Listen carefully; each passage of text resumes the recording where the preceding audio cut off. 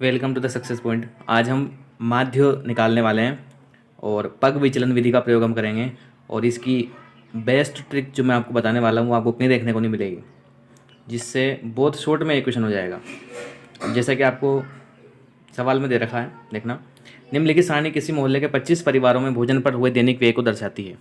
दैनिक व्यय इसमें दे रखा है, देखो 100 से 150, 150 से 200, काफ़ी बड़ी बड़ी संख्या है। तो इसके लिए हम प्रत्यक्ष विधि का अगर उपयोग करते हैं तो प्रॉब्लम हो जाएगी। 100 से 150, अब इसका मध्यमान अगर आप निकालने जाएंगे तो कितना आएगा, 125, है ना। इसका मध्यमान निकालने जाएंगे कितना आएगा, 275। तो इतनी बड़ी बड़ी संख्या आएगी। अब इसके लिए क्या करें, कौन सी विधि का उपयोग करेंगे हम, पग विचलन विधि का उपयोग करेंगे। ये हमारे को जो दे रखी है किसकी संख्या है, एफ की, और ये हमारे को दे रखा है क्या, वर्ग अंतराल। ठीक है, वर्ग अंतराल। तो हम सारणी बनाते हैं, देख।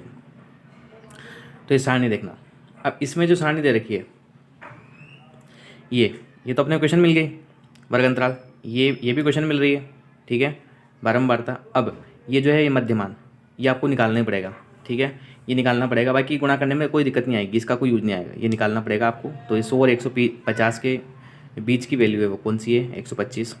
इन दोनों के बीच की वैल्यू कितनी है, 175। और आप इसको इससे भी निकाल सकते हैं, कैसे, दोनों को जोड़ करके और 2 का भाग लगा करके भी इसको निकाला जा सकता है, ठीक है। 200 और 300 के बीच की वैल्यू कितनी हो गई, 225। इस प्रकार से ये सभी वैल्यू निकल गई अपनी। फिर क्या करना, तीन टेबल अपनी कंप्लीट हो गई। 2 तो क्वेश्चन में दे रखी थी ये वाली, तो और एक जो है अपन ने निकाल दी। इसके बाद क्या करना है, इसके बाद ये जो दोनों टेबल है, ये दोनों टेबल नहीं बनानी है अपने को। इन दोनों टेबल को मर्ज करके केवल डायरेक्ट एक टेबल बनानी है। और इसकी जगह जैसे यहाँ लिखा हुआ है डी आई बराबर क्या लिखा हुआ है यहाँ पर, एक्स आई माइनस ए, और इसमें लिखा हुआ यू आई बराबर डी आई अपॉन एच। तो इन तीनों को मिक्स करके अपने को एक सारणी बनानी है। हमें क्या लिखना है, हमें लिखना है यू आई बराबर एक्स आई माइनस ए बटे में एच।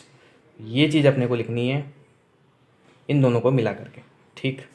फिर क्या करना है, अब ये जो एक्स दे रखा है, ये जो एक्स की वैल्यू है, इसमें से किसी भी एक को अपने को मानना है ए। क्या मानना है अपने को, ए मान लेना। ए का मतलब, ए को बोलते हैं हम कल्पित माध्य। ए का मतलब कल्पित माध्य।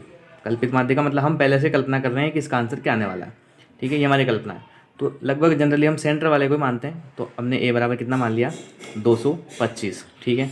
अब जो ट्रिक है हमारी, ट्रिक क्या है, तो बिना कैलकुलेशन किए जो आप ये मानेंगे ए, इसके जस्ट सामने टेबल बनेगी, इन दोनों को मिला करके जो सारणी बनेगी, ठीक है। तो आप इसको ही देखना, ठीक है, इसको ही देखना, फाइनल यही बनेगी, इसको मत देखना, ठीक। तो जो सारणी बनेगी इसके जस्ट सामने आपको हमेशा क्या लिखना है, 0। क्या लिखना है, हमेशा 0, ठीक है, ये पक्का है मतलब, ठीक है।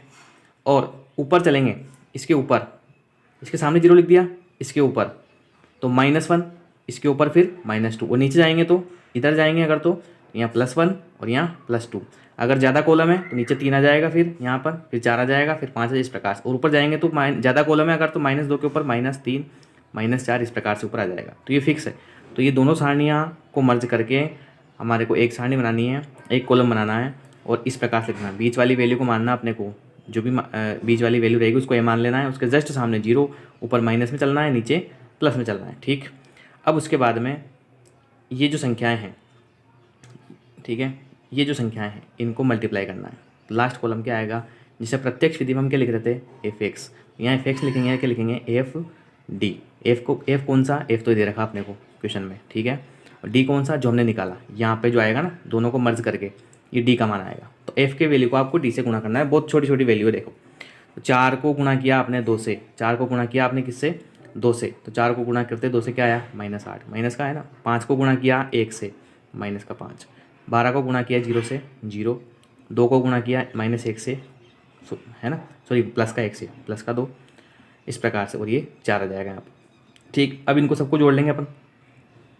तो देखो माइनस के तो कितने हो गए, माइनस के तो हो गए 13, प्लस के कितने हो गए, ये प्लस के हो गई ये 6।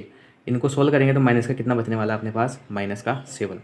और ये जो आया टोटल, ये क्या आया हमारे पास, सिग्मा एफ डी। टोटल करने के लिए सिग्मा का उपयोग करते हैं अपन। तो ये तो कितनी वैल्यू आ गई इसकी, टोटल कितनी वैल्यू आ गई, -7, -7, ठीक है। अब इसका फॉर्मूला है ना, इसका फॉर्मूला क्या है, ध्यान से देखना, इसका फॉर्मूला देखना, इसका फॉर्मूला ये रहा माध्य निकालने का। ए प्लस ए क्या है यहाँ पर जो आपने माना था ना, ए बराबर कितना माना था अपन ने 225, और सिग्मा एफ आई यू आई जो भी हाल आया आपने कितना आया 7 आया, और सिग्मा एफ, तो एफ का टोटल कर लेंगे, और एच का मतलब होता है यहाँ पर गैप, किसका गैप, ये जो वर्ग अंतराल आपको दे रखा है बारंबारता में, ये वर्ग अंतराल जो दे रखा है इसमें कितने कितने का गैप है, इसमें कितने का गैप है, प्रत्येक में 50-50 का, ठीक है। तो ये 50 सारी वैल्यू समझ में आ गई। इसके बाद देखना बस वैल्यू रखनी है अपने को, तो देखो ये जो ए का मान है, ये का मान ये 225, सिग्मा एफ आई वाई -7, और सिग्मा एफ आई का मान वो बारंबारता का टोटल कर लोगे आप, ये जो एफ का वैल्यू है ये एफ की जो वैल्यू है इसका आप टोटल कर लेंगे, ये कितनी टोटल आ रहा है इसका 25, तो ये वैल्यू रख दी हमने, ये 25 बटे में 25, और वह कितने का गैप आ रहा था यहाँ पर 50-50 का, तो ये 50, इसको हल करेंगे। देखो इसको कुछ भी नहीं करना है अपने को, एंड तक ऐसे चलाना है, ठीक है। 225 के 225 आ गया, इसके बाद में 25 से काटा अपन ने 50 को, कितनी बार कट जाएगा ये 2 बार कट जाएगा, ठीक है। 2 को -7 से मल्टीप्लाई करेंगे, कितना आ गया -14, 225 प्लस ये वाला प्लस है ना, और यहाँ से माइनस आएगा तो प्लस माइनस क्या हो जाएगा फाइनली माइनस। 225 में से अगर आप 14 घटाओगे तो कितने बच रहे हैं 211, ये क्या निकल गया, ये माध्य निकाला हमने कौन सी विधि से, पग विचलन विधि से। तो सबसे शॉर्ट मेथड है ये, कितना ही बड़ा सवाल आ जाए बस आपको एक चीज़ चेक करनी होती है कि यहाँ पर जो वर्ग अंतराल दे रखा है ये समान होना चाहिए सभी में। अगर ये वर्ग अंतराल सभी में सेम है तो आप पग विचलन विधि का उपयोग कर सकते हैं बेझिझक, कुछ भी नहीं करना। ये 2 टेबल आपको क्वेश्चन में दी हुई होगी, ठीक। ये मध्यमान आप चाहे कोई सी विधि लगाओ, ये आपको निकालना ही है। मध्यमान का मतलब सेंटर वैल्यू, ये वर्ग अंतराल की सेंटर वैल्यू है, ठीक है, इसका सेंटर वैल्यू 3 कॉलम कंप्लीट। उसके बाद में ये दोनों बनाने ही नहीं अपने को, इसकी जगह डायरेक्ट अपने को लिखना है, क्या लिखना है, यू आई बराबर एक्स आई माइनस ए बटा एच, ये चीज़ आपको लिखनी है और एक सारणी बना देनी है। उसमें क्या आएगा एक्स में से किसी को भी एक को, आप चाहो तो इसको भी मान सकते हो, क्वेश्चन गलत नहीं होगा, आप चाहे ट्राई कर सकते हैं, ठीक है। सेंटर वाले को मानने में थोड़ा ज़्यादा ईजी रहेगा, तो ताकि माइनस और प्लस की जो वैल्यू है ना घट जाएगी, तो जो फाइनल वैल्यू है सिग्मा एफ डी आएगी, वो छोटी आएगी थोड़ी सी, बस इतना सा फर्क है, ठीक है। तो इसमें से किसी भी एक को ए मानना है अपने को, उसके जस्ट सामने आपको लिखना है 0, उसके ऊपर माइनस, उसके ऊपर -2, नीचे 1 बढ़ते चलेंगे, फिर 1, फिर 2, ज़्यादा कॉलम है 2 3 4 इस प्रकार से आ जाएंगे, फिर लास्ट में एफ डी बन जाएगा। एफ की वैल्यू को किससे गुणा करना है, डी की वैल्यू से डायरेक्ट गुणा करके इन सबको जोड़ दो, और सिंपल सा जो फॉर्मूला है वो फॉर्मूला आपको याद रखना पड़ेगा, A plus sigma F I U I upon sigma F I into H, यहाँ वैल्यू पुट करनी है और डायरेक्ट आपका आंसर आ जाएगा, ठीक है। धन्यवाद।